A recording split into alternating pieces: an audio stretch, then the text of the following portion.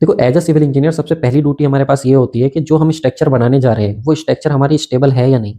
अब हम ये कैसे पता करें कि सर जो स्ट्रक्चर हम बनाने के लिए जा रहे हैं वो स्टेबल है या नहीं। तो इसका सबसे अच्छा तरीका हमारे पास जो दिया गया है हमारी बुक्स में, जिसको हम लोग बहुत बार पढ़ते हैं और वो हर एग्जाम में जो है वो क्वेश्चन देखने को मिलता है, वो है हमारे पास डिटर्मिनेसी और इनडिटर्मिनेसी। तो अगर सर कोई भी स्ट्रक्चर मेरे पास स्टेबिलिटी अगर मुझे उस स्ट्रक्चर की चेक करनी है तो मैं क्या करूंगा, उसका स्टेटिक और काइनेमेटिक इनडिटर्मिनेसी निकालूंगा और उससे मैं जो है अपना पता करूंगा कि मेरे पास स्ट्रक्चर स्टेबल है या अनस्टेबल है। अब दिमाग में क्वेश्चन आएगा, सर मैं कैसे पता करूं स्टैटिक और काइनेमेटिक इंडिटरमिनेसी से मेरे पास स्ट्रक्चर स्टेबल है कि अनस्टेबल है। तो देखो जो मेरे पास डीएस है, अगर मैं स्टैटिक इंडिटरमिनेसी को कंसीडर करूं, अभी मैं बात ही नहीं कर रहा कि स्टैटिक इंडिटरमिनेसी क्या होता है या फिर काइनेमेटिक वाला क्या होता है, अभी हम उसकी बात ही नहीं कर रहे। अभी तो हम बात कर रहे हैं कि एज अ सिविल इंजीनियर हमारी ड्यूटी क्या है। तो हम लोग अगर बात करें तो डीएस अगर हम लोग देखें तो जीरो का मतलब है कि लेस देन जीरो का मतलब है कि कोई भी निगेटिव वैल्यू। तो अगर कोई भी निगेटिव वैल्यू आती है तो इसका मतलब मेरे पास जो स्ट्रक्चर रहेगी वो कैसी रहेगी, अनस्टेबल रहने वाली है। वहीं पे मैं बात करूं, अगर सर मान लो डीएस की वैल्यू मेरे पास कितनी आती है, जीरो, तो डीएस की वैल्यू अगर मेरे पास जीरो आती है तो मेरे पास जो स्ट्रक्चर रहने वाली है वो जस्ट स्टेबल रहने वाली है, या फिर ऑप्शन में आप लोगों को देखने को मिलेगा जस्ट रिजिड। तो दोनों का मतलब एक ही होता है, राइट। इसके साथ ही अगर मैं बात करूं कि मेरे पास जो है डीएस की वैल्यू अगर ग्रेटर देन जीरो है, डीएस मतलब स्टैटिक इनडिटरमिनेसी, अगर उसकी वैल्यू जीरो है तो मैं क्या बोलूंगा कि मेरे पास जो स्ट्रक्चर है वो ओवर स्टेबल है, या बोलूंगा ओवर रिजिड है। अब सर ये ओवर स्टेबल और ओवर रिजिड का क्या मतलब है, तो इसका बहुत सिंपल सा मतलब है कि मुझे स्ट्रक्चर को सपोर्ट करने के लिए जितनी रिएक्शन की जरूरत थी मैंने उससे ज्यादा रिएक्शन वहां पे दी हुई है, उससे ज्यादा सपोर्ट मैंने वहां पे दी हुई है जितनी मेरी चाहिए थी, ठीक है। तो इसका मतलब होता है हमारे पास ओवर स्टेबल। तो ओवर स्टेबल अगर डीएस की वैल्यू ग्रेटर देन जीरो आ रही है मतलब स्ट्रक्चर को आपने ओवर स्टेबल किया हुआ है, ठीक है। तो जब ओवर स्टेबल है तो भाई देखो फेल तो होने से रहे, जॉइंट वगैरह तो आप लोग के फेल होने से रहे क्योंकि पहले ही आप लोगों ने उसको ओवर स्टेबल किया हुआ है, ठीक है। तो ये मेरे पास तरीका रहता है कि किस तरीके से जो है मैं पता करूंगा अपना कि जो मेरे पास स्ट्रक्चर है वो स्टेबल है कि अनस्टेबल है। अब दिमाग में आता है सर इसको निकालें कैसे। चलो ये तो हमें समझ आ गया कि स्ट्रक्चर की जो स्टेबिलिटी है वो हम अपने स्टैटिक इंडिटरमिनेसी से पता कर लेंगे, लेकिन इसको निकालने का तरीका क्या है। तो चलो इस पर हम लोग बात करें अपना। तो जो हमारे पास इंडिटरमिनेसी होती है स्ट्रक्चर की वो दो तरीके की होती है। सबसे पहली आती है सर हमारे पास स्टैटिक इंडिटरमिनेसी, जिसको हम लोग किससे लिखते हैं, अपना डीएस से। दूसरा होता है हमारे पास सर काइनेमेटिक इंडिटरमिनेसी, जिसको हम लोग लिखते हैं अपना के से। अब देखो स्टैटिक इंडिटरमिनेसी में हमारे जो एम होता है, हमारा सिर्फ एक मकसद होता है और वो होता है जितने भी स्ट्रक्चर के इंटरनल और एक्सटर्नल फोर्सेस हैं, ध्यान से सुनना, किसी भी स्ट्रक्चर के मेंबर में जितने भी हमारे पास इंटरनल या फिर एक्सटर्नल फोर्सेस हैं उन सबको फाइंड करना, उन सबको फाइंड करना, उन सबको जानना हमारे पास क्या होता है, स्टैटिक इंडिटरमिनेसी होता है, राइट। वहीं पे हम लोग बात करें सर काइनेमेटिक में क्या होता है फिर। तो काइनेमेटिक में क्या होता है, जो भी हमारे पास स्ट्रक्चर है उसमें रोटेशन और साथ में डिस्प्लेसमेंट, यानी कि कहाँ कहाँ रोटेशन पॉसिबल है, कहाँ कहाँ डिस्प्लेसमेंट पॉसिबल है, इन सबको जानना हमारा वो किसके अंदर आता है, काइनेमेटिक इंडिटरमिनेशन में आता है, ठीक है। और आपको पता भी होगा यार स्टैटिक मतलब आप लोग का रेस्ट होता है और काइनेमेटिक जो होता है वो आप लोग का मोशन होता है, जिसको हम लोग अपना मैकेनिक्स में पढ़ते हैं। स्टैटिक मतलब रेस्ट, काइनेमेटिक मतलब मोशन में, और जो डायनामिक होता है वो मोशन में होता है, बट वहां पर हम लोग अपना फोर्स को कंसिडर करते हैं। तो उसी से रिलेट करके जो है अपना वो आप लोग इसको याद रख सकते हो, ठीक है। तो काइनेमेटिक में रोटेशन और डिस्प्लेसमेंट पता करेंगे और स्टैटिक में हम लोग अपना इंटरनल और साथ में एक्सटर्नल फोर्स को पता करेंगे, ठीक है। अब बात आती है सर पता कैसे करेंगे। तो देखो अगर मैं बात करूं यहाँ पर प्लेन स्ट्रक्चर की, ध्यान से सुनना, मैं यहाँ पर प्लेन स्ट्रक्चर की बात कर रहा हूँ, यहाँ पे मैं स्पेस स्ट्रक्चर की बात नहीं कर रहा हूँ, ठीक है। अभी हम प्लेन की बात करेंगे क्योंकि हमको पहले समझ आना चाहिए, फिर उसके बाद हम लोग अपना लेवल बढ़ाएंगे। तो देखो किसी भी स्ट्रक्चर में मेरे को फोर्सेज निकालने हैं, चाहे वो इंटरनल हो या एक्सटर्नल हो, तो उनको निकालने के लिए हम लोग तीन अपना इक्विलिब्रियम इक्वेशन की यूज करते हैं। कितने का यूज करते हैं, थ्री इक्विलिब्रियम इक्वेशन होती है जिनका हम लोग यूज करते हैं। पहली इक्विलिब्रियम इक्वेशन हमारे पास होती है कि जितना भी हमारे पास एक्स डायरेक्शन में फोर्सेज हैं उन सबका समेशन हमारा क्या होना चाहिए, जीरो। हमको बहुत अच्छे से पता होता है क्योंकि हम लोग पढ़ के आए हैं भाई, डिग्री हम लोगों ने कर ली है, तभी तो हम लोग कंपटीशन की तैयारी कर रहे हैं। तो हम सबको पता है थ्री इक्विलिब्रियम इक्वेशन होती है, जिसमें पहली होती है कि हमारी एक्स डायरेक्शन में फोर्सेस का जो समेशन है वो जीरो होना चाहिए, वाई डायरेक्शन में जो समेशन है हमारे पास फोर्सेस का वो भी जीरो होना चाहिए, और जो हमारे पास मूवमेंट है, ठीक है, उसका जो समेशन होना चाहिए वो भी हमारे पास जीरो होना चाहिए। अगर कोई भी एक पर्टिकुलर सपोर्ट है, ठीक है, उस सपोर्ट पर हॉरिजॉन्टल फोर्सेस, वर्टिकल फोर्सेस और जो मूवमेंट आ रहा है, हॉरिजॉन्टल फोर्सेस का समेशन भी जीरो, वर्टिकल फोर्सेस का समेशन भी जीरो और मूवमेंट का समेशन भी जीरो। तो इन तीन हम लोग कंडीशंस का यूज करके अपना जो है वो फोर्सेस को फाइंड करेंगे। अगर हम ऐसा कर लेते हैं, कैसा कर लेते हैं सर, अगर हम लोग अपना जो हमारे पास अननोन फोर्सेस हैं, ध्यान से सुनना, जो हमारे पास अननोन फोर्सेस हैं, अगर हम उन अननोन फोर्सेस को हम लोग अपना इक्विलिब्रियम इक्वेशन किसका यूज करके भाई, इक्विलिब्रियम इक्वेशन का यूज करके अगर हम लोग फाइंड कर लेते हैं तो हम लोग बोलेंगे हमारे पास डिटरमिनेट स्ट्रक्चर है। या फिर मैं इसको और थोड़ा सिंपल करता हूँ, ऐसा मान के चलो कि जितने भी हमारे पास अननोन फोर्सेज हैं उस स्ट्रक्चर के अंदर कुछ ना कुछ अननोन फोर्सेज होंगे, वही तो हमको फाइंड करना है ना। तो जो भी हमारे पास अननोन फोर्सेज हैं वो अगर हमारे पास इक्विलिब्रियम इक्वेशन के बराबर हो जाते हैं तो हम लोग बोलेंगे कि हमारे पास कैसी स्ट्रक्चर होगी सर, वो डिटरमिनेट स्ट्रक्चर होगी। अब दिमाग में आएगा तुरंत सर, अगर मान लो अननोन फोर्सेस इक्विलिब्रियम इक्वेशन के बराबर नहीं हुए तो क्या होगा? तो ध्यान रखना, अगर हमारे पास जो अननोन फोर्सेस हैं, अगर वो इक्विलिब्रियम इक्वेशन के बराबर नहीं होते, उनसे बड़े होते हैं, यानी कि उनसे ज़्यादा होते हैं या उनसे कम होते हैं, तो ऐसी स्ट्रक्चर को हम लोग बोलते हैं अपना इनडिटर्मिनेट स्ट्रक्चर। क्लियर है? तो सबसे पहले हमें डिटर्मिनेट और इनडिटर्मिनेट स्ट्रक्चर क्लियर होना चाहिए। जो डिटर्मिनेट स्ट्रक्चर होगी, इसका मतलब है कि जितने भी अननोन फोर्सेज है वहां पर हमारे पास इक्विलिब्रियम इक्वेशन के बराबर होने चाहिए, तो हम बोलेंगे डिटर्मिनेट स्ट्रक्चर है। अब इसको एक एग्जांपल से समझते हैं, ठीक है? यहाँ पे देखो, ये मेरे पास ए है, ए सपोर्ट है, और ये मेरे पास बी सपोर्ट है, ठीक है? ए सपोर्ट जो है वो हिंज है, बी सपोर्ट जो है वो रोलर है, ठीक है? ए सपोर्ट पे मेरे पास कितनी रिएक्शन आएंगी सर? एक वर्टिकल रिएक्शन आएगी, एक हॉरिजॉन्टल रिएक्शन आएंगी। कितनी रिएक्शन आएंगी सर? दो। रोलर पे सर कितनी रिएक्शन आती है? एक रिएक्शन आती है वर्टिकल, जो हमारे पास कितनी होगी? वन। तो टोटल रिएक्शन मेरे पास कितनी होगी सर? Two plus one. तो टोटल रिएक्शन होगी मेरे पास सर तीन, तीन रिएक्शन होगी। अब मुझे पता है कि मेरे पास इक्विलिब्रियम इक्वेशन कितनी होती है, तो मुझे पता है सर जो इक्विलिब्रियम इक्वेशन होती है मेरे पास वो भी कितनी होती है सर? तीन होती है। मतलब सर जितने अननोन फोर्सेस थे उतनी ही मेरे पास जो है वो क्या आ गई? इक्विलिब्रियम इक्वेशन आ गई है। मतलब जितनी इक्विलिब्रियम इक्वेशन उतनी ही मेरे पास अननोन फोर्सेस, यानी कि दोनों चीजें अगर बराबर हैं तो मैं बोलूंगा कि मेरे पास स्ट्रक्चर जो है वो कैसी है? डिटर्मिनेट है, ठीक है? अब इसी के बाद अगर हम लोग बात करें अपना इनडिटर्मिनेट की, तो देखो, अगर मेरे पास ए सपोर्ट जो है वो कैसी है सर? फिक्स है। बी सपोर्ट जो है वो कैसी है सर? वो भी फिक्स है। तो मुझे पता है फिक्स सपोर्ट पे कितनी रिएक्शन आती है? तीन। हॉरिजॉन्टल रिएक्शन, वर्टिकल रिएक्शन, और क्या है मेरे पास? मूवमेंट। सेम वैसे ही देखो बी पे भी वर्टिकल रिएक्शन, हॉरिजॉन्टल, और क्या है मेरे पास? मोमेंट आया। तो तीन रिएक्शन होगी सर ए पे और तीन रिएक्शन होगी सर बी पे। तो टोटल रिएक्शन कितनी होगी सर मेरे पास? टोटल रिएक्शन होगी सिक्स। अब सर इक्वेशन कितनी होती है मेरे पास? तो इक्वेशन होती है तीन। मतलब यहाँ पर मेरे पास रिएक्शन ज्यादा है किससे? इक्वेशन से। तो जब भी मेरे पास कोई एक ऐसी मेरे को स्ट्रक्चर नजर आएगी जिसमें मेरे पास रिएक्शन ज्यादा होंगी और इक्वेशन मेरे पास जो है वो कम होंगी, यानी कि तीन से ज्यादा होंगी, जिसमें भी मेरे पास रिएक्शन, उसको मैं अपना बोल दूंगा अपना कि मेरे पास वो कैसी है? इनडिटर्मिनेट स्ट्रक्चर है। क्लियर हुआ? तो कब मैं किसी स्ट्रक्चर को डिटर्मिनेट बोलने वाला हूँ और कब मैं इनडिटर्मिनेट बोलने वाला हूँ, आई होप आप लोगों को जो है क्लियर हुआ होगा, ठीक है? अब चलो, अब आता है हमारे पास स्टैटिक इंडिटर्मिनेसी। अब हम स्टैटिक इंडिटर्मिनेसी देखेंगे। अब स्टैटिक इंडिटर्मिनेसी में भी देखो हमारे पास जो टोटल इंडिटर्मिनेसी होती है, इसको ध्यान से देखो, हम टोटल इंडिटर्मिनेसी, ठीक है?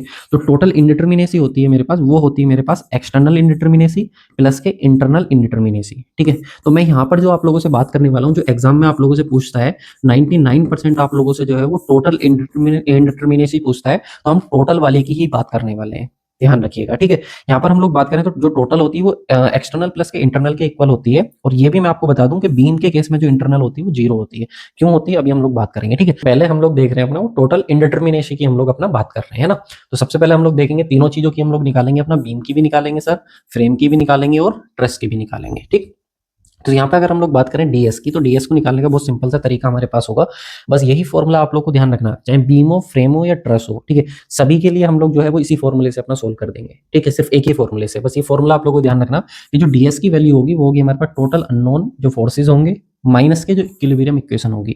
जैसे कोई भी अगर हमारे पास बीम है तो उसमें कितने हमारे पास टोटल अननोन फोर्सेज है वो हम लोग लिखेंगे, माइनस कर देंगे उसमें से इक्विलिब्रियम इक्वेशन को, तो जो भी निकल के आएगा वो मेरे पास क्या आएगा? डीएस। तो डीएस का फॉर्मूला कितना हो जाएगा? आर माइनस के ई। यहाँ पे आर क्या हो जाएगा? अननोन फोर्सेज हमारे पास, और ई क्या हो जाएगा हमारे पास? इक्विलिब्रियम इक्वेशन, ठीक है? चलो इसको हम लोग अपना सिंपल सा एक एग्जांपल लेते हैं। यहाँ पे देखो, मेरे पास एक बीम है जो सिंपली सपोर्टेड बीम है, यहाँ पर मेरे पास हिंज सपोर्ट है और ये मेरे पास कैसी है? रोलर सपोर्ट है, ठीक है? तो दो रिएक्शन मेरे पास यहाँ आने वाली है और एक रिएक्शन मेरे पास यहाँ आने वाली है। तो अगर मैं इसके लिए देखूँ अपना डीएस निकालूं तो फॉर्मूला क्या होता है सर? आर माइनस ई। कितनी रिएक्शन आ रही है? तो सर दो यहाँ पे आ रही है, एक रिएक्शन यहाँ पे आ रही है, तो टोटल रिएक्शन कितनी हुई सर मेरे पास? थ्री। इक्विलिब्रियम इक्वेशन कितनी होती है मेरे पास? तो तीन होती है। तो तीन में से तीन जाएगा तो कितना बचेगा? डीएस की वैल्यू हो जाएगी मेरे पास जीरो। तो जो डीएस की वैल्यू जीरो आती है तो मैं क्या बोलता हूँ, मेरे पास वो स्ट्रक्चर कैसी होती है? स्टेबल। कैसी होती है? स्टेबल होती है, या फिर मैं बोलता हूँ कि जस्ट स्टेबल मेरे पास वो है। इतनी बात आप लोगों को समझ आई? चलो एक और एग्जांपल लेते हैं, ठीक है? इसके लिए यहाँ पे देखो, मेरे पास एक बीम है जिसको मैंने दोनों साइड पे, दोनों एंड पे जो है अपना वो फिक्स सपोर्ट इसको दी हुई है। तो ऑब्वियस सी बात है, फिक्स सपोर्ट है तो यहाँ पर कितनी रिएक्शन आएंगी? तीन। और यहाँ पर भी कितनी रिएक्शन आएंगी? तीन। जो मेरे पास एक्सटर्नल वाली है, ठीक है, उनकी हम लोग बात कर रहे हैं, ठीक है, रिएक्शन की। तो एक हॉरिजॉन्टल, ये वर्टिकल, हॉरिजॉन्टल और एक मोमेंट ये आया।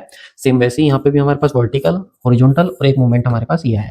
तो टोटल कितनी रिएक्शन हुई यहाँ पे हमारे पास? तीन और तीन छह, ठीक है? अब इक्विलिब्रियम इक्वेशन कितनी होती है? तो इक्विलिब्रियम इक्वेशन होती है मेरे पास तीन, रिएक्शन कितनी आई है? छह। अब सोचो डीएस मेरे को निकालना है, कितना होता है सर? आर माइनस ई।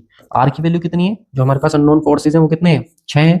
और जो हमारे पास इक्विलिब्रियम इक्वेशन है वो कितनी है? थ्री है। तो यहाँ से सोल्व करेंगे तो कितना आया? डीएस थ्री आया। इसका मतलब ये स्ट्रक्चर कैसी है मेरे पास? तो ये स्ट्रक्चर मेरे पास ओवर स्टेबल है। कैसी है, ओवर स्टेबल। जब भी मेरे पास ds की वैल्यू ग्रेटर देन 0 आएगी, यानी कि कोई भी पॉजिटिव वैल्यू आएगी, तो वो स्ट्रक्चर मेरे पास ओवर स्टेबल, या फिर मैं बोलूंगा उसको मेरे पास वो कैसी है, ओवर रिजिड स्ट्रक्चर मेरे पास है। ठीक है, इतनी बात समझ में आई। चलो एक और एग्जांपल, नहीं अभी एग्जांपल नहीं, इतना काफी है। ठीक है, अब हम लोग बात करते हैं अपना स्टैटिक इंडिटर्मिनेसी की। ठीक है, तो जो स्टैटिक इंडिटर्मिनेसी अभी तक हमने बात करी है, उससे हमें ये पता चला है कि स्ट्रक्चर कब हमारे पास अनस्टेबल रहेगी, कब हमारे पास जस्ट स्टेबल रहेगी, और कब स्ट्रक्चर हमारे पास जो है वो ओवर स्टेबल रहने वाली है। ठीक है, तो ये हमें सब किससे पता चलता है, अपना डीएस से पता चलता है, राइट। जैसे कि यहाँ पे भी आप लोग देख सकते हो कि स्ट्रक्चर मैंने ली हुई है, जिसमें मेरे पास इधर भी रोलर सपोर्ट है, इधर भी रोलर सपोर्ट है, तो एक रिएक्शन यहाँ आएगी सर, और एक रिएक्शन मेरे पास यहाँ आएगी। तो टोटल रिएक्शन कितनी आई मेरे पास, 2। और इक्विलिब्रियम इक्वेशन कितनी होती है मेरे पास, तो वो होती है मेरे पास 3। तो जब मैं यहाँ से ds निकालूंगा तो कितना आएगा सर, r माइनस ई। रिएक्शन कितनी सर, 2। इक्वेशन कितनी है सर, 3। तो सोल्व करेंगे तो कितना आएगा सर, ds की वैल्यू आएगी -1। और अगर सर ds की वैल्यू निगेटिव आती है, यानी कि ds की वैल्यू मेरे पास लेस देन 0 आती है, तो लेस देन 0 का मतलब निगेटिव है, तो वो स्ट्रक्चर मेरे पास कैसी होगी, अनस्टेबल। और हमको पता भी है कि अगर दोनों साइड हमारे पास रोलर सपोर्ट है, तो इस पर आप केवल वर्टिकल लोड लगाओगे तब तो ये सपोर्ट करेगी। अगर आपने थोड़ा सा भी इस पर हॉरिजॉन्टल फोर्स लगाया तो तुरंत ये क्या होगी, आगे डिस्प्लेस हो जाएगी स्ट्रक्चर। तो इसलिए कैसी स्ट्रक्चर है आप लोगों के पास, अनस्टेबल स्ट्रक्चर है। ठीक है, अच्छा इसको आपने डेली लाइफ में भी देखा होगा, आपने कहाँ पे देखा आप लोगों ने, आप लोगों ने कूलर देखा होगा। ठीक है, जो कूलर होता है, कूलर के नीचे रोलर लगे हुए होते हैं, तो जब आप उसके ऊपर कुछ रखते हो तो वो कहीं नहीं भागता, लेकिन जैसे आप उसको साइड से पुश करते हो, फोर्स लगाते हो, तो तुरंत वो आगे डिस्प्लेस हो जाता है। ठीक है, तो वैसे ही हमारे पास जो है ये जो रोलर है, रोलर वाली जो स्ट्रक्चर है वो कैसी है, अनस्टेबल स्ट्रक्चर आप लोगों के पास है। ठीक, चलिए तो यहाँ पर देखो हमारे पास एक और एग्जांपल हम लोगों ने यहाँ पे लिया हुआ है कि हमारे पास ये हिंज सपोर्ट है, इधर रोलर है। तो जब हम इसको सोल्व करेंगे तो डीएस की वैल्यू हमारे पास 3 जो है हमारे पास रिएक्शन है, 2 ये रही प्लस 1 ये रही, तो टोटल कितनी होगी 3। इक्वेशन कितनी होती है 3, तो 3 में से 3 को माइनस करेंगे तो 0। 0 का मतलब स्ट्रक्चर हमारे पास कैसी, स्टेबल। ठीक है, इसको देखो यहाँ पर हम लोगों ने क्या लिया, एक तरफ हम लोगों ने फिक्स सपोर्ट लिए और एक तरफ हम लोगों ने रोलर सपोर्ट लिए। तो रोलर पे कितनी रिएक्शन आती है सर, 1। फिक्स पे कितनी रिएक्शन आती है सर, 3। तो टोटल रिएक्शन कितनी होगी, 3 + 1 यानी कि 4 रिएक्शन होगी। और इक्वेशन कितनी होती है सर, इक्वेशन होती है हमारे पास 3। तो यहाँ से डीएस में सोल्व करूंगा कितना आएगा, r minus E is equal to 4 minus 3 is equal to 1, यानी कि 1 आया। इसका मतलब स्ट्रक्चर मेरे पास कैसी है, ओवर स्टेबल है। क्योंकि डीएस की वैल्यू अगर ग्रेटर देन 0 आती है, 0 से बड़ी कोई भी पॉजिटिव वैल्यू आती है, तो मुझे पता चलता है कि मेरे पास वो जो स्ट्रक्चर है वो ओवर स्टेबल होती है या फिर वो ओवर रिजिड होती है।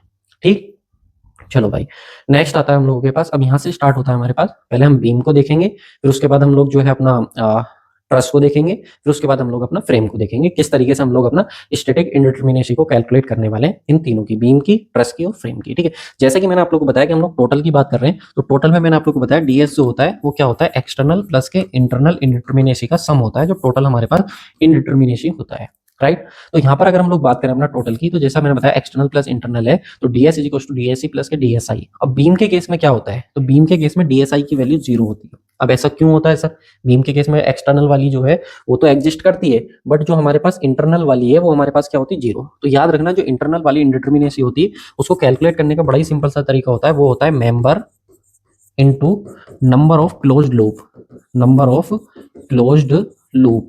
अब ये क्या चीज है सर, मेंबर मतलब अगर हम लोग देखें, अगर ये मेरे पास बीम है, ठीक है, ये सपोर्ट है, ये सपोर्ट है, तो हमारे पास नंबर ऑफ मेंबर कितने हैं, 1। एक स्पैन है इनटू, क्या यहाँ पे कोई क्लोज लूप बन रहा है, क्या क्या कोई क्लोज लूप बन रहा है, नहीं बन रहा, तो इसलिए यहाँ पर हमारे पास डीएसआई की वैल्यू क्या आएगी, 0। ठीक है, वैसे ही अगर मैं बात करूँ एक छोटा सा, अगर मैं मान लो कि ये मेरे पास जो है, मैंने कोई भी एक जो है वो फ्रेम ले लिया, सपोज ये, ठीक है, ये मैंने लिया। अगर मैं यहाँ पे बात करूँ तो मेरे पास देखो, यहाँ से आप देखो तो ये एक क्लोज लूप बन रहा है, यहाँ पे एक लूप बन रहा है, तो जितने मेंबर होंगे इनटू लूप, ठीक है, जितने लूप बन रहे होंगे उनसे मल्टीप्लाई करके हम लोग क्या निकाल लेते हैं, अपना डीएसआई निकाल लेते हैं, जो इंटरनल इंडिटरमिनेसी होती है उसको हम लोग अपना कैलकुलेट कर लेते हैं। तो ये तो बात होगी सर इंटरनल वाली, तो इसको तो अभी हम लोग साइड कर रहे हैं, अभी हम लोग देखेंगे अपना ds is equal to DSE beam के केस में, क्योंकि बीम के केस में जितनी भी एक्सटर्नल वाली होगी उतनी ही हमारे पास क्या रहने वाली है, टोटल इंडिटरमिनेसी रहने वाली है, क्योंकि इंटरनल वाली 0 होती है इन केस ऑफ बीम। ठीक है, तो बीम के केस में इंटरनल वाली जो होती है वो 0 होती है। ठीक है भाई, चलो अब हमारे पास एक फाइनल फॉर्मूला हम लोग अपना बनाते हैं और उससे हम लोग अपना जो है वो देखेंगे सभी को। ठीक है, कोई सा भी हो सभी को देखेंगे। तो देखो ds is equal to r minus E, ये फॉर्मूला हमारे पास रहेगा। जो भी हमारे पास देखो आर क्या रहेगा हमारे पास, अननोन फोर्सेस, ध्यान रखना ये जो मैं बता रहा हूँ ना आपको, ये हर चीज में काम करेगा, अननोन फोर्सेस। और ई क्या रहेगा हमारे पास, इक्विलिब्रियम इक्वेशन। तो ये तो हमारे पास अननोन फोर्सेस हो गया सर आर, जैसा कि अभी आपने बताया पहले वैसे ही है, और ई जो हो गया वो इक्विलिब्रियम इक्वेशन हो गया। लेकिन इसके साथ ही कई बार क्या करेगा वो, आपको बीम के अंदर इस तरीके से अगर बीम है तो वो यहाँ पर एक इंटरनल हिंज बना के दे देगा, और इंटरनल हिंज जब बना के दे देगा तो आप लोग हो जाओगे कंफ्यूज के सर अब इसको कैसे सोल्व करें। तो याद रखना, जब भी ये इंटरनल हिंज होगी तो इस इंटरनल हिंज के लिए हम लोग क्या करते हैं, अपना m-1 ये फॉर्मूला यूज करेंगे। अब ये क्या है तो सुनो जरा, इस हिंज से आकर के कितने मेंबर कनेक्ट हो रहे हैं, तो 1 और 2, 2 मेंबर आकर के कनेक्ट हो रहे हैं, तो m डैश की वैल्यू हो जाएगी 2 माइनस 1। तो यहाँ से हमारे पास जो कितना आ जाएगा, वैल्यू हो जाएगी 1। यानी कि जो भी हमारे पास ये वैल्यू रहेगी इसमें से हम लोग 1 और माइनस कर देंगे। ठीक है, क्या करेंगे, 1 और माइनस कर देंगे, ये चीज आपको ध्यान रखनी है। तो जो भी कोई इंटरनल हिंज होगी उसकी वजह से जो भी आएगी उसको मैं बोल दे रहा हूँ ए, उसको मैंने क्या नाम दे दिया, ए बोल दिया। तो ए का मतलब आप लोग ध्यान रखिएगा, ए जो है वो तभी हम लोग यूज करेंगे जब भी उस स्ट्रक्चर के अंदर मेरे पास इंटरनल हिंज जो है वो प्रेजेंट होगी, तभी ये ए वाला जो है मेरे पास जो है वो रोल प्ले करेगा। ठीक है, अब ये कैसे रखना है, तो देखो जो स्टैटिक वाला है, स्टैटिक इंडिटरमिनेसी की अगर हम लोग बात करें तो उसको क्या लिख रहे हैं, ds। अब s4 क्या होता है हमारे पास, तो s4 होता है सब्ट्रैक्ट। S4 क्या होता है हमारे पास, सब्ट्रैक्ट। सब्ट्रैक्ट का मतलब क्या होता है, माइनस करना। तो याद रखना, जब भी मैं ds निकालूंगा तो उसमें से a को क्या करूंगा, माइनस करूंगा। इस तरीके से याद रखना, S4 सब्ट्रैक्ट, सब्ट्रैक्ट करूंगा किसको, a को। अब ऐसा मैं क्यों बता रहा हूँ, मैं इसलिए बता रहा हूँ, जब तुम काइनेमेटिक इंडिटरमिनेशन निकालोगे ना तो उस समय हम लोग इस a को ऐड करेंगे, तो आपको पता होना चाहिए कि किसमें सब्ट्रैक्ट करते हैं और किसमें ऐड करते हैं। तो आपको सिंपल सा समझ आएगा, जब भी आप ds निकालोगे, S4 हो गया सब्ट्रैक्ट, तो इसमें से क्या करना पड़ेगा, तुम्हें सब्ट्रैक्ट करना पड़ेगा। ठीक है, तो फाइनल फॉर्मूला क्या आता है मेरे पास, फाइनल फॉर्मूला मेरे पास निकल के आता है ds का, कि सर जितने भी मेरे पास जो है वो रिएक्शन होंगी वो, माइनस जितनी इक्वेशन होंगी वो, और इंटरनल हिंज का जो इफेक्ट होगा वो। ठीक है, तीनों चीजों को हम लोग लेंगे और हमारे पास जो है वो निकल करके आ जाएगी। ठीक है, और इस ए का फॉर्मूला मैंने आप लोग को बता दिया, वो कितना होता है मेरे पास, m-1। तो m डैश क्या है, कि उस हिंज पर आकर के मिलने वाले मेंबरों की संख्या कितनी है। ठीक है, चलो एग्जांपल से समझते हैं, बहुत सिंपल सा है, पहली बार में एग्जांपल लेते हैं, सारी चीजें क्लियर हो जाएंगी। ठीक है, मैंने क्या करा है, एक सिंपली सपोर्टेड आप लोग का बीम लिया है। ठीक है, इधर मेरे पास हिंज सपोर्ट है, इधर मेरे पास हिंज सपोर्ट है। ठीक है भाई, और यहाँ पर दो मैंने क्या ली हुई है, इंटरनल हिंज ली हुई है। ठीक है, तो मुझे क्या निकालनी है, इसकी स्टैटिक इंडिटरमिनेसी निकालनी है। तो मैं क्या करूं, सर मेरे पास हिंज है, तो यहाँ पर मेरे पास कितनी रिएक्शन आएंगी, दो, एक वर्टिकल और एक हॉरिजॉन्टल। सर इधर मेरे पास हिंज है, इधर मेरे पास हिंज है, तो इधर भी कितनी रिएक्शन आएंगी सर, दो, एक वर्टिकल और एक हॉरिजॉन्टल। ठीक है, तो फॉर्मूला मेरे पास क्या होता है sir, formula ds is equal to होता है r minus E minus A, ये आपने बताया। ठीक है, तो r क्या है सर मेरे पास, r रिएक्शन, कितनी रिएक्शन आ रही है एक्सटर्नल, तो सर दो ये हैं, दो ये हैं, कितनी हो गई, 4, माइनस इक्विलिब्रियम इक्वेशन कितनी होती है सर, तो वो होती है मेरे पास 3, माइनस। अब हिंज है, अब क्या है हमारे पास, इंटरनल हिंज। तो मैंने बताया था एक हिंज के लिए फॉर्मूला होता है हमारे पास m-1, ये फॉर्मूला बताया। तो इस हिंज पे आकर के कितने मेंबर मिल रहे हैं, दो, एक और एक, दो, दो आकर के मिल रहे हैं, तो 2-1, तो इसके लिए कितना आ जाएगा, 1। सेम वैसे ही इसके लिए भी हमारे पास कितना होगा, m-1, इस पे भी दो मेंबर आकर के मिल रहे हैं, तो 2-1, तो कितना हो जाएगा हमारे पास 1। ठीक है, तो एक ये आया और एक ये आया, तो -1 और -1। ठीक है, एक इसके लिए और एक इसके लिए, दोनों के लिए मैंने बताया था, हिंज के लिए हम लोग एक हिंज के लिए लगाते हैं अपना एक। ठीक है, तो एक हिंज के लिए ये हो गया और एक हिंज के लिए ये हो गया, तो ये मेरे पास कितना है, 4 - 3, और ये कितना हो गया, -2, तो 4 - 5, तो यहाँ से मेरे पास कितना आया, -1।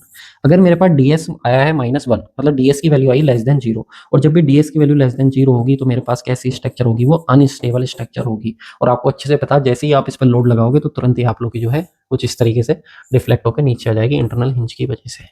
ठीक है, कुछ इस तरीके से आप लोग की हो जाएगी।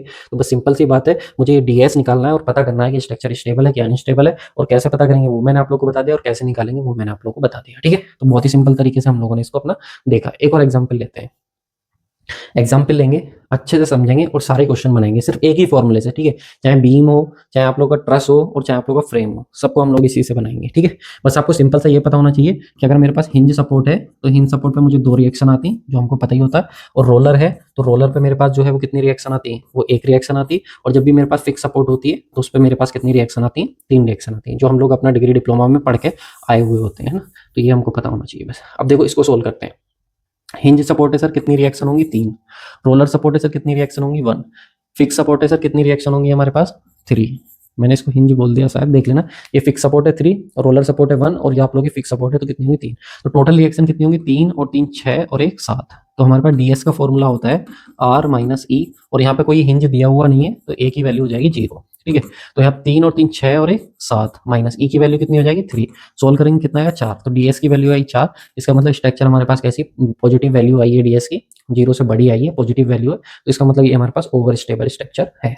राइट, अब इसको देखते हैं, इस स्ट्रक्चर को देखो, इसमें इंटरनल हिंज भी है और हमको ds निकालना है। तो फिक्स सपोर्ट पे कितनी रिएक्शन आएंगी, 3। फिक्स सपोर्ट पे कितनी रिएक्शन आएंगी 3, फिक्स सपोर्ट पे कितनी रिएक्शन आएंगी 3, हिंज पे कितनी रिएक्शन आएंगी 2, और ये हमारे पास जो है वो एक इंटरनल हिंज है, तो इसके लिए हम लोग फॉर्मूला यूज करेंगे m डैश माइनस 1। तो यहाँ पे कितने मेंबर आकर के मिल रहे हैं 1 और 1 2, 2 माइनस 1, तो यहाँ से कितना आएगा 1, तो इसके लिए आ जाएगी -1 है ना। अब सोल्व करते हैं सिंपल से formula ds is equal to r minus e minus a। कितनी रिएक्शन है 3 और 3 6, 3 9 और 9 और 2 कितना हो गया 11 माइनस इक्विलिब्रियम इक्वेशन कितनी होती है 3, ठीक है, और a की वैल्यू कितनी आई है हमारे पास 1, तो इसको सोल्व करेंगे तो कितना आएगा 11 माइनस कितना आएगा 4, और ये कितना जाएगा हमारे पास 7। तो यहाँ पे भी हमारे पास वैल्यू जो आई है वो 0 से बड़ी आई है, यानी कि प्लस की आई है, तो स्ट्रक्चर हमारे पास कैसा होगा ओवर स्टेबल स्ट्रक्चर हमारे पास होगा। ठीक, चलिए अब इसके बाद आता है हमारे पास डिग्री ऑफ स्टैटिक इंडिटरमिनेसी। अब हम लोग देखते हैं अपना ट्रस के लिए, किसके लिए देखते हैं ट्रस के लिए। अगर देखो आप लोगों ने ट्रस पढ़ रखा है तो आपको बहुत अच्छे से पता होगा कि ट्रस पर मोमेंट नहीं आता है। जो ट्रस होता है हमारे पास, उस ट्रस के मेंबर पे जो मूवमेंट होता है वो हमारा नहीं आता, मूवमेंट को हम लोग क्या लेके चलते हैं 0। अब एक बात बताओ, टोटल इक्विलिब्रियम इक्वेशन कितनी थी मेरे पास, तो इक्वेशन आप बोलोगे सर 3 थी, ठीक है, जिसमें हमारे पास हॉरिजॉन्टल फोर्स का समेशन 0 था, वर्टिकल फोर्स का समेशन 0 था, और मूवमेंट का समेशन 0 था। अब मूवमेंट तो आ ही नहीं रहा, मूवमेंट तो आ ही नहीं रहा, तो सिर्फ 2 ही तो बची हैं हमारे पास। तो यहाँ पर हमारे पास कितनी इक्वेशन बची हैं, यहाँ पर 2 इक्वेशन बची हैं, ठीक है, तो तीसरी वाली का तो कोई मतलब है ही नहीं। तो ध्यान रखिएगा ट्रस में हमारे पास कितनी इक्वेशन होती है 2। उसके बाद नेक्स्ट चीज क्या याद रखनी कि जो भी कोई हमारे पास ट्रस होगा, सपोज ये ए बी सी मेरे पास कोई भी ट्रस है, तो ट्रस में हमारे पास कितने मेंबर हैं यहाँ पर 1 2 3। और आपको ये भी पता होगा ट्रस का कोई भी मेंबर हो, ठीक है, या तो उसमें आप लोग का टेंशन आता है या फिर कंप्रेशन आता है। जब भी हम ट्रस को डिजाइन करते हैं तो हम क्या बोलते हैं कि या तो ट्रस को हम लोग कंप्रेशन के लिए डिजाइन करेंगे या फिर ट्रस को हम लोग टेंशन के लिए डिजाइन करेंगे। नहीं पता तो लिख लो इस लाइन को, ट्रस को या तो हम कंप्रेशन के लिए डिजाइन करते हैं या टेंशन के लिए। तो ट्रस में या तो सर कंप्रेशन आएगा या टेंशन आएगा, ठीक है, यानी कि ट्रस में जो होता है एक मेंबर में या तो कंप्रेशन या टेंशन, यानी कि एक मेंबर में जो है वो एक ही फोर्स आता है, एक मेंबर में क्या आता है एक ही फोर्स। और सपोर्ट पे कितनी रिएक्शन आती है 2, सपोर्ट पे कितनी रिएक्शन आती है 2, क्योंकि मूवमेंट तो सर आता ही नहीं है, मूवमेंट तो 0 होता है, तो 2 ही रिएक्शन हमारे पास बचती हैं, या तो हॉरिजॉन्टल फोर्स का समेशन 0 या फिर वर्टिकल फोर्स का समेशन 0। और हर एक मेंबर में कितने फोर्स आते हैं सर, हर एक मेंबर में हमारे पास जो है वो एक फोर्स आता है। ठीक, अब देखो जरा, हमको निकालना डीएस, बहुत सिंपल सा, ठीक है, हमको निकालना डीएस। तो डीएस का फॉर्मूला हमारे पास होता है are minus E minus A, ये फॉर्मूला होता है। इंटरनल हिंज ट्रस में होगी नहीं तो इसको तो हटा दो, तो डीएस बचा हमारे पास आर माइनस ई, ई बचा। अब आर क्या होता है मेरे पास, आर होता है मेरे पास अननोन फोर्सेज। स्टार्टिंग में बताया था कि आर जो होता है मेरे पास वो क्या होता है अननोन फोर्सेज। तो एक बात बताओ, मेरे पास एक ट्रस है, अगर मैं बोलूं ये मेरे पास एक ट्रस है, इसमें कितने हमारे पास अननोन फोर्सेज होंगे, तो आप कहोगे सर एक इस मेंबर में होगा, एक इस मेंबर में होगा, एक इस मेंबर में होगा, तो 3 तो ये हो गए, और साथ में 2 हमारे पास सपोर्ट है, और मतलब 2 इस सपोर्ट पे होंगे और 2 इस सपोर्ट पे होंगे, होंगे या नहीं। तो आप बोलोगे सर 3 और 2 5 और 5 और 2 7, यानी कि हमारे पास कितने अननोन फोर्स होंगे यहाँ पर, तो आप बोलोगे सर 7 होंगे। कितने होंगे 7। अब मैं इसको जो है वो एक एक्सप्रेशन की फॉर्म में लिखना चाह रहा हूँ, तो देखो जरा कैसे लिखूंगा। तो आपने क्या बोला सर, हर एक मेंबर में एक फोर्स था, हर एक मेंबर में कितना फोर्स था, एक फोर्स था, या तो टेंशन था या कंप्रेशन था, तो मैंने बोल दिया उसको एम, यानी कि जितने मेंबर होंगे उतने फोर्स होंगे, क्योंकि हर एक मेंबर में एक है, ठीक है, प्लस अब मेरे पास ये कितनी है रिएक्शन, ये क्या है हमारे पास रिएक्शन, ठीक है, रिएक्शन जो सपोर्ट वाली है, ठीक है, और हमें पता है कि यहाँ पे कितनी रिएक्शन आती है 2 आती, तो ये सपोर्ट है, इन सपोर्ट पे कितनी रिएक्शन आती है 2, क्योंकि मूवमेंट तो 0 होता है, हिंज पे मूवमेंट आता नहीं है हमारे पास, ठीक है, तो यहाँ पर हमारे पास आर हो जाएगा, ठीक है, तो एम प्लस आर माइनस, अब माइनस क्या करना है मेरे को, पहले मेरे को अननोन निकालने थे, तो अननोन जितने मेंबर हैं हर एक मेंबर में एक फोर्स आ गया, प्लस के जो मेरे पास रिएक्शन है वो मेरे पास आ गई माइनस, ये सपोर्ट वाली, ठीक है, सपोर्ट वाली जो है वो मेरे पास आ गई। अब माइनस ई क्या है मेरे पास, तो ई है मेरे पास इक्विलिब्रियम इक्वेशन, ई क्या है मेरे पास भाई इक्विलिब्रियम इक्वेशन। तो इक्विलिब्रियम इक्वेशन कैसे निकालूंगा, तो मेरे को पता है बीम में तो सर कितनी होती है 3 होती है, summation of F X 0, summation of F Y 0 और समेशन ऑफ एम जेड 0, 3 होती है। लेकिन जैसा आपने बताया कि सर इसमें तो आता ही नहीं है हमारे पास मूवमेंट 0 ट्रस में, ट्रस में तो मूवमेंट हम लेते ही नहीं है ना, तो ट्रस में अगर मूवमेंट नहीं ले रहे तो हमारे पास 2 ही फोर्स बचे हैं, एक तो हमारे पास बचा है समेशन ऑफ हॉरिजॉन्टल फोर्स 0 और एक बचा है हमारे पास समेशन ऑफ वर्टिकल फोर्स 0, ठीक है, तो 2 बचे हैं। तो हम कह सकते हैं जितने भी मेरे पास जॉइंट होंगे, जितने भी मेरे पास क्या होंगे जॉइंट, हर एक जॉइंट पे मेरे पास जो है वो 2 इक्विलिब्रियम इक्वेशन बनेगी। तो हर एक जॉइंट पे जितने भी जॉइंट होंगे हर एक जॉइंट पे 2 इक्विलिब्रियम इक्वेशन मेरे पास बनेगी। तो फॉर्मूला क्या हो जाएगा मेरे पास m plus R minus 2j। भाई आपको ना ये फॉर्मूला याद रखने की जरूरत नहीं है, आप बहुत सिंपल तरीके से इसको बना ले रहे हो। देखो मैं एक बार फिर से इसको बता रहा हूँ, मेरे को पता है ट्रस में आर चाहिए मेरे को, जो अननोन फोर्स होते हैं। तो मुझे पता जितने मेंबर होते हैं हर एक मेंबर में एक अननोन फोर्स हो गया, तो जितने मेंबर होंगे उतने अननोन फोर्स हो गए। साथ में जितनी सपोर्ट पे रिएक्शन होंगी वो सब मुझे नहीं पता होंगी, वो भी मेरे लिए अननोन हो गई माइनस के। अब मुझे पता है कि हर एक जॉइंट पे दो इक्विलिब्रियम इक्वेशन आती हैं, तो जितने जॉइंट होंगे उतनी मेरे पास क्या हो जाएंगी, इक्विलिब्रियम इक्वेशन हो जाएंगी। तो आर माइनस ई तो कराया, ये पूरा का पूरा जो हो गया मेरे पास वो आर हो गया, और ये मेरे पास क्या हो गया, ई हो गया। ये फॉर्मूला मैंने आप लोग के लिए बना दिया, ठीक है। बहुत सिंपल सा मेरे पास फॉर्मूला बना। अब हम देखो इसको एक क्वेश्चन को करते हैं। ये मेरे पास एक ट्रस दिया हुआ है, मेरे को क्या करना है, मेरे को निकालना है इसके लिए अपना मेरे को इसके लिए डीएस निकालना है, ठीक है। तो हम देखो याद रखेंगे अपना डीएस। अगर फॉर्मूला याद कर रहे हो तो बहुत सही है, ठीक है। तो फॉर्मूला लिख लो, चलो M plus R minus two J, ठीक है। तो मेरे पास जितने मेंबर होते हैं उतने अननोन फोर्स होते हैं। तो कितने मेंबर है सर, 1 2 3 4 5 6 7 8 9 और 10, ठीक है। तो टोटल मेरे पास कितने मेंबर है, 10। हिंज सपोर्ट है, यहाँ पे कितनी रिएक्शन आएंगी सर, 2। यहाँ पे कितनी रिएक्शन आएंगी, 2। 2 और 2 कितनी होगी मेरे पास सर, 2 और 2 मेरे पास कितनी होगी, 4, ठीक है। इतनी बात समझ में आई। यानी कि मैंने क्या करा, मेंबर को देखो, मेंबर मेरे पास कितने थे, 10, तो मैंने 10 रख दिए। मेरे पास रिएक्शन कितनी थी, 2 और 2 कितनी थी मेरे पास, 4, तो मैंने 4 रख दी। अब मुझे देखना है ज्वाइंट कितने हैं मेरे पास। तो देखो एक ज्वाइंट ये है, 2 3 4 5 6, तो मेरे पास 6 ज्वाइंट है, और हर एक ज्वाइंट पर 2 इक्वेशन होती है मेरे पास, ठीक है। तो 2 से मल्टीप्लाई कर दिए, तो कितना हो गया 14 माइनस के कितना हो गया 12, सोल्व करेंगे तो कितना आएगा 2। तो डीएस की वैल्यू कितनी आ गई 2। तो डीएस की वैल्यू जो है हमारे पास वो ग्रेटर देन 0 है। इसका मतलब ये हमारे पास कैसा है, स्टेबल ट्रस है। कैसा है मेरे पास, ये स्टेबल ट्रस है। आई होप आपको क्लियर हुआ होगा कि किस तरीके से हमको इसको निकालना है, ठीक है। तो ट्रस का बहुत सिंपल सा फॉर्मूला है M plus R minus two J, बस इसी को हमको फॉलो करना है, ठीक है। अब इसके बाद आता है हमारे पास प्लेन फ्रेम। अब प्लेन फ्रेम की बात करते हैं हम लोग कैसे करेंगे। सिंपल, जैसे हम लोगों ने ट्रस कराया है, जैसे हमने बीम कराया है, बिल्कुल सिंपल हम लोग इसको सोल्व करेंगे। हमको ध्यान रखना है कि डीएस की वैल्यू जो होती है वो कितनी होती है, आर माइनस ई, बस ये ध्यान रखना है। ये फॉर्मूला हमारे पास होता है, मतलब जितने भी अननोन होंगे उसमें से हम लोग माइनस कर देंगे अपना इक्विलिब्रियम इक्वेशन को, ठीक है। अब चलो यहाँ पे देखो, अगर मैं देखूं तो ये मेरे पास एक फ्रेम है, ठीक है। इसकी फिक्स सपोर्ट है, यहाँ पे भी ये भी फिक्स सपोर्ट है, ये ए है, ये बी है, ये सी है, डी है, ठीक है। अब मैं क्या कर रहा हूँ, इस डी जॉइंट को अलग कर रहा हूँ। अगर मैं इस डी जॉइंट को आपको अलग करके दिखाता हूँ तो कुछ इस तरीके से होगा, ठीक है। यहाँ पर एक हॉरिजॉन्टल फोर्स आएगा, ठीक है। यहाँ पे एक आप लोग का वर्टिकल फोर्स भी आएगा, और यहाँ पर एक आप लोग का मूवमेंट भी आएगा। तो यहाँ पर तीन आप लोग के जो है एक जॉइंट पर 3 फोर्स आ रहे हैं। ध्यान से सुनना, फ्रेम के अंदर जो हमारे पास फ्रेम है, जैसे ही मैंने उस जॉइंट को कट करता हूँ, यहाँ पे भी देखो, जब मैं इस जॉइंट को कट करूंगा, यहाँ पे मैंने दिखाया हुआ है, तो एक हॉरिजॉन्टल फोर्स आएगा, एक वर्टिकल आएगा, और एक हमारे पास क्या आएगा, मूवमेंट। तो जब भी मैं देखूंगा तो इस हर एक मेंबर में 3 फोर्स आएंगे। हर एक मेंबर में कितने फोर्स आएंगे, 3। जबकि अगर मैं बात करूं इससे पहले ट्रस में, तो ट्रस में हर एक मेंबर में एक फोर्स आ रहा था, या तो वो टेंशन था, टेंशन ना है तो कंप्रेशन है एक। लेकिन यहाँ पर कितने हैं, यहाँ पर 3 फोर्स हैं। एक हॉरिजॉन्टल भी है सर, एक वर्टिकल भी है, और एक मूवमेंट भी। तो टोटल कितने फोर्स आ रहे हैं हमारे पास, यहाँ पर हमारे पास जो है वो 3 फोर्स आ रहे हैं। अगर मैं यहाँ पे देखूं फॉर्मूला, तो डीएस का फॉर्मूला जो होगा मेरे पास वो कितना होता है, आर माइनस ई। तो मैं आर अननोन फोर्सेज निकालूं तो आप कहोगे सर 3m। अब आपने 3m क्यों लिखा, क्योंकि भाई हर एक मेंबर में कितने फोर्स आ रहे हैं, 3। हर एक मेंबर में कितने फोर्स आ रहे हैं, 3 प्लस। उसके बाद क्या करेंगे सर हम, उसके बाद रिएक्शन। रिएक्शन कितनी, जितनी भी सपोर्ट पे होंगी हमारे पास, तो वो रिएक्शन हमारे पास आ जाएंगी माइनस। फिर क्या आएगा हमारे पास, माइनस। अब इसके बाद हमारे पास जो होता है वो क्या होता है, फॉर्मूला इक्विलिब्रियम इक्वेशन। क्या होता है हमारे पास, इक्विलिब्रियम इक्वेशन।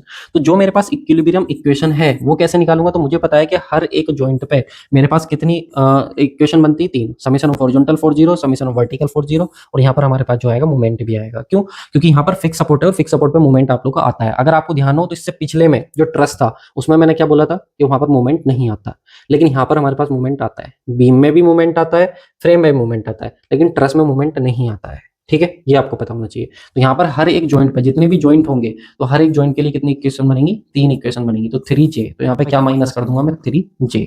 ये मेरे पास हो गया। अब तीसरी चीज, एक और चीज मैंने आपको बताई थी, इंटरनल हिंज और हो सकती है सर।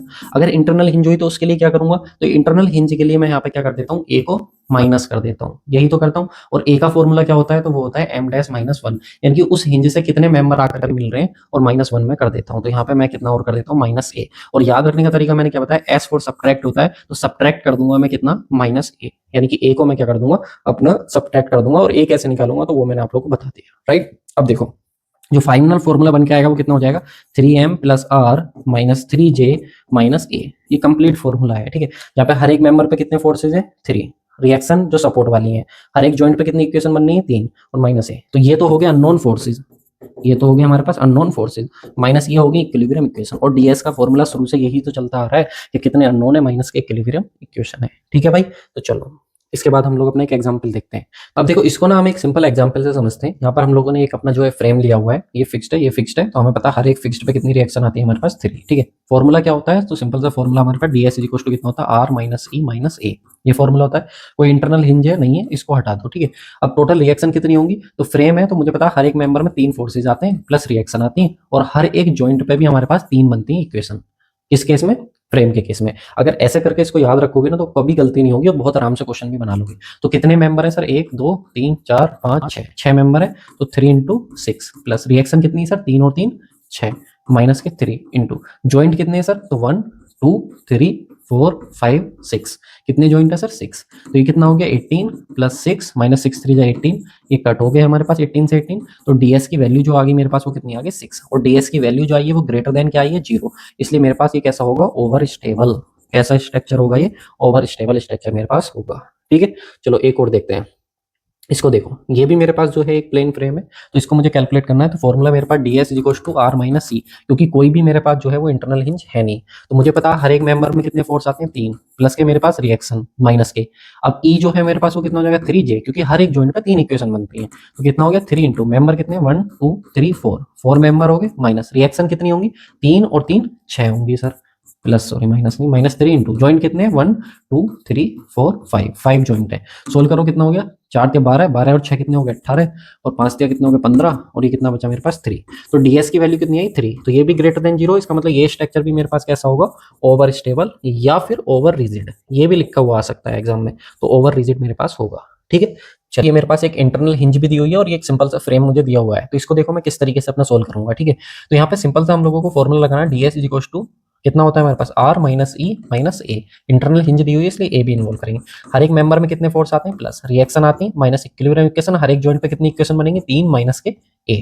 ठीक है, तो सोल्व करते हैं, 3 इंटू कितने मेंबर है 1 2 3, 3 मेंबर है, प्लस के रिएक्शन कितनी आएंगी 3 इस सपोर्ट पे आएंगी, 3 इस सपोर्ट पे आएंगी, तो टोटल रिएक्शन कितनी आ जाएंगी 6 माइनस के, हर एक जॉइंट पर हमारे पास 3 इक्वेशन बनती है, तो कितने जॉइंट है 1 2 3 4, तो 4 जॉइंट है माइनस के, इंटरनल हिंज है तो इसके लिए कितना होगा m डैश माइनस 1, कितने मेंबर आकर के मिल रहे हैं इसका 2, 2 माइनस 1, तो कितना हो जाएगा 1, तो ये मेरे पास आ जाएगा 1। इसको सोल्व करो कितना आएगा, 3 3 जा कितना हो गया 9 प्लस 6, और ये कितना हो गया 3 4 जा 12 और माइनस 1, और 9 और 6 कितने हो गए 15, माइनस के कितना हो गया 13, सोल्व करूंगा तो कितना आ जाएगा 2, तो ds की वैल्यू जो आई मेरे पास वो कितनी है 2, जो कि ग्रेटर देन 0 है, इसका मतलब ये कि मेरे पास स्ट्रक्चर कैसी है, ओवर स्टेबल या ओवर रिजिड मेरे पास ये है कि स्ट्रक्चर है। ठीक है, तो ds की वैल्यू कितनी आ जाएगी मेरे पास 2, इस तरीके से मेरे को सोल्व करना है। ठीक है, अब मेरे पास आ जाता है काइनेमेटिक इंडिटर्मिनेसी, तो इससे पहले जो है हम लोग अपना इसको एक बार समराइज कर लेते हैं कि क्या हम लोगों ने इसमें देखा है। ठीक है, एक बार ब्लैक पेन लेते हैं इसको और देखते हैं ना। देखो सबसे पहले हम लोगों ने देखा ds का मतलब कितना होता है सर r माइनस ई, ये हमारे पास एक सिंपल सा फॉर्मूला जो टोटल इंडिटर्मिनेसी का है। ठीक है, फिर हम लोगों ने इसको ब्रेक करा अपना 3 जगह पर, कहाँ कहाँ पे, पहले हमने इसको ब्रेक करा बीम में, फिर हमने इसको ब्रेक करा ट्रस में, और फिर इसको हमने ब्रेक करा अपना फ्रेम में। ठीक है, सबसे पहले हम लोग बात करते हैं बीम की, तो फॉर्मूला क्या था sir, ds r minus E minus A, ये फॉर्मूला था हमारे पास, यानी कि r जो थे हमारे पास वो कितने थे अननोन फोर्स, r क्या था जो कि अननोन फोर्स थे हमारे बीम के अंदर, e क्या था हमारे पास जो इक्विलिब्रियम इक्वेशन थी जो हमेशा 3 रहने वाली है, और a क्या था हमारे पास जो इंटरनल हिंज की वजह से एडिशनल हमारे पास रिएक्शन थी, तो वो कितनी थी m डैश माइनस 1, यानी कि जितने मेंबर हैं उसमें से हम 1 माइनस कर देते थे। ठीक है, अब हम लोग बात करें ts की, ट्रस की, तो ट्रस में ds क्या होता था, तो ds होता था हमारे पास अननोन फोर्सेज रिएक्शन माइनस के इंटरनल हिंज, तो इसमें इंटरनल हिंज तो होगी नहीं, रिएक्शन की बात करते हैं तो हमें पता है रिएक्शन मतलब जो अननोन है। ठीक है, r का मतलब है अननोन, तो हर एक मेंबर में एक फोर्स आता था, तो जितने मेंबर है वो, प्लस जितनी सपोर्ट रिएक्शन है वो, कितनी सपोर्ट रिएक्शन है वो, और हर एक जॉइंट पे कितनी इक्वेशन बनेंगी 2 इक्वेशन, क्यों, क्योंकि मूवमेंट तो होता ही नहीं सर, मूवमेंट तो 0 होता है, तो ये फॉर्मूला किसका हो गया ट्रस का। ठीक है, अब हम बात करते हैं फ्रेम का, फ्रेम का बात करें सर फ्रेम का कितना होगा, तो फॉर्मूला तो वही r minus E minus A ही रहने वाला है, तो ds is equal to r, unknown forces कितने होंगे, तो सर हर एक मेंबर में 3 फोर्स होते हैं, तो 3 आगे, प्लस जितनी सपोर्ट रिएक्शन होंगी वो कर देंगे, माइनस क्या करेंगे इक्विलिब्रियम इक्वेशन, तो हर एक जॉइंट पे कितनी इक्वेशन आती है 3 इक्वेशन आती है ना, फ्रेम में हर एक जॉइंट पे कितनी आती है 3 इक्वेशन आती है, माइनस के ए, और ए हो जाएगा मेरे पास जो भी इंटरनल हिंज होगी उसकी वजह से, तो ये 3 फॉर्मूला है हमारे पास। ठीक है, फॉर्मूला तो एक ही है, आर माइनस ई माइनस ए। बस अगर आपको समझ आ गया कि ये एम प्लस आर, इसमें एम क्यों जोड़ दिया, क्योंकि हर एक मेंबर में जो है हमारे पास वो क्या आता है, एक फोर्स आता है, या तो टेंशन या कंप्रेशन, और सपोर्ट वाली ऐसी रहेंगी। यहाँ पर सिर्फ सपोर्ट वाली होती है। यहाँ पर हर एक मेंबर में 3 आते हैं, तो हमने कितना ले लिया सर, 3 ले लिया, प्लस आर। यहाँ पर हर एक जॉइंट पर 2 इक्वेशन होती हैं, क्योंकि मूवमेंट आता नहीं है तो 2 ही बची। यहाँ पर हर एक जॉइंट पर 3 इक्वेशन होती हैं, तो 3 ले ली। यहाँ पर जो है आप लोग की सिंपल इक्वेशन आ जाती है। तो ये हमारे पास जो है वो डीएस जो है वो कंप्लीट हो जाता है। अब मैं डीएस ही रखता हूँ, ठीक है। डी के जो है जो काइनेमेटिक इंडिटर्मिनेसी है उसको हम नेक्स्ट पार्ट में अपना जो है वो डिस्कस करेंगे, ठीक है। तब तक आप लोग एक इन्फॉर्मेशन ये देख सकते हो, अगर आपको भाई पीडीएफ चाहिए तो हमारे टेलीग्राम चैनल को ज्वाइन कर लो, जो कि वीआईपी सिविल गुरु का है। बाकी अगर आपको मेरे साथ जुड़ करके अपने सारे कॉन्सेप्ट्स क्लियर करने हैं तो हमारा एक कॉन्सेप्ट कोर्स है, इसको आप ज्वाइन कर सकते हो, हमारे एप्लीकेशन पे मिल जाएगा वीआईपी सिविल गुरु पे। बाकी अगर आपको ट्रिक के साथ चीजें याद रखनी है, रिवीजन करना है अपना, तो मास्टरमाइंड कोर्स आपके लिए। प्रैक्टिस बैच आप लोग के लिए सुदर्शन बैच है, जिसमें हम लोग जो है अपना यूथ की बुक होगी, SSC JE, RRB JE, GATE, ESC और यूपीपीएससी, यही मतलब जितने भी आप लोग एग्जाम होते हैं सबके पीवाईक्यू उसमें मिल जाएंगे। और गुप्ता एंड गुप्ता बुक का भी कंप्लीट सॉल्यूशन आप लोग को देखने को मिल जाएगा। इस सब के लिए आपको बस वीआईपी सिविल गुरु का एप्लीकेशन डाउनलोड करना है और सारी चीजें आप लोग को जो है वो अवेलेबल हो जाएंगी। इसके बाद जो हमारा नेक्स्ट पार्ट रहेगा वो रहेगा काइनेमेटिक इंडिटर्मिनेसी का, और वो देखो मैं तभी करा पाऊंगा जब आप लोगों का सपोर्ट अच्छा रहेगा। तो इस वीडियो को शेयर करो और कमेंट करके जरूर बताना कि कैसा आप लोग का जो है फीडबैक जो है वो बहुत मैटर करने वाला है। तो आप लोग जरूर कमेंट कीजिएगा कि कैसा आप लोग को ये लगा है, समझ आया है कि नहीं आया। बाकी मैंने बहुत अच्छे से जो है वो अपना कोशिश करी है कि आप लोगों को समझाऊं। और काइनेमेटिक जो है वो इससे इजी है, ठीक है। स्टैटिक वाला जो थोड़ा सा है भी है, बाकी काइनेमेटिक वाला जो है वो इससे इजी पड़ता है, ठीक है। Thank you so much for watching this video. Like जरूर करना, कमेंट करना, शेयर करना, क्योंकि जितना ज्यादा शेयर करोगे व्यूज आएंगे, तो मैं नेक्स्ट पार्ट जो है वो बहुत जल्दी आप लोग के लिए लेकर के आने वाला हूँ। तो thank you so much for watching this video. तो दोस्तों आप सभी लोगों को जानना था सिविल मास्टरमाइंड कोर्स के बारे में, तो मैं आप लोगों को इसका ब्रीफ में इंट्रोडक्शन दे देता हूँ इस कोर्स का। यहाँ पर सबसे ज्यादा अगर हम लोग बात करें स्टूडेंट के द्वारा पसंद किए जाने वाला कोर्स जो है हमारा, सिविल मास्टरमाइंड है। इसमें हम लोगों ने अपना कंप्लीट सिविल इंजीनियरिंग को आप लोग का रिवाइज कराया हुआ है, और इसके अंदर मैंने क्या क्या दिया हुआ है। जिन स्टूडेंट का क्या होता है कि कुछ मार्क्स से सिलेक्शन रुक जाता है, एक्यूरेसी नहीं आ पाती है एग्जाम में, और टेस्ट सीरीज में बहुत ज्यादा क्वेश्चन गलत होते हैं सिली मिस्टेक्स की वजह से, तो उनके लिए कोर्स आप लोग का है। डेमो क्लासेस अवेलेबल है, आप जाके देख सकते हो। फैक्चुअल डेटा विद ट्रिक्स, यहाँ पर अभी आप लोग को 22 क्लासेस दिखा रहा है। इसमें आप लोग को जो है लगभग और 10 क्लासेस ऐड होनी अभी बाकी है, याद रखिएगा। यहाँ पर बात करें हम लोग सब्जेक्टिव रिवीजन की, तो यहाँ पे सभी सब्जेक्ट का कंप्लीट रिवीजन मिलेगा आपको, सारे सब्जेक्ट का। 31 लेक्चर है, तो ये मत सोचिए सारे मैराथन सेशन है, ठीक है। सभी सब्जेक्ट का करें एक, जैसे मान लो सोइल मैकेनिक्स है तो लेंथ है तो उसको 2 पार्ट्स में कराएं, 3 वीडियो में कराएं, ऐसे करके, ठीक है। 2.5 घंटे की है वो, उस टाइप से। अगर यहाँ पे हम लोग बात करें मिक्स्ड प्रीवियस ईयर के क्वेश्चन आप लोग के हैं, यहाँ पे 33 लेक्चर हो गए, अभी इसमें और लेक्चर ऐड होंगे। ये लगभग आप लोग 100 के अप्रोक्स लेक्चर जाने वाले, जो लेटेस्ट एग्जाम हुए हैं अभी 2022, 23, 24, 25 में, उनके मैं वन लाइनर आप लोग को दे रहा हूँ। साथ में सिविल इंजीनियरिंग के फॉर्मूला भी ट्रिक से याद कराए हुए हैं आप लोग को, और यहाँ पे भी आप लोग को ट्रिक दी हुई है, ठीक है। साथ में जो हमारे फील्ड और लैब टेस्ट होते हैं सिविल इंजीनियरिंग के, वो भी मैंने आप लोग को सेपरेट दिए हुए हैं। तो एग्जाम में अगर आपको स्कोर अपना बूस्ट करना है, आपके मार्क्स कम आ रहे हैं, तो आप डेफिनेटली इस कोर्स के साथ जा सकते हैं।